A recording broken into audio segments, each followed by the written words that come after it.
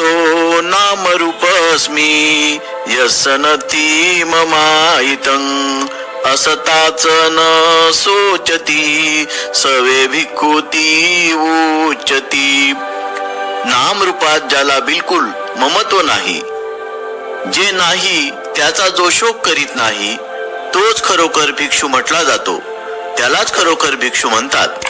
अर्थकथा। आपल्या भक्ताच्या घरी भिक्षेसाठी बुद्ध गेले असता त्या भक्ताने भिक्षा घातली आणि भिक्षूची घडण कशी झालेली असते हे बुद्धाकडून जाणून घेण्याची इच्छा व्यक्त केली। त्यावर बुद्धांनी भिक्षूचे गुण, त्याची लक्षणे काय असतात ते थोडक्यात सांगितले।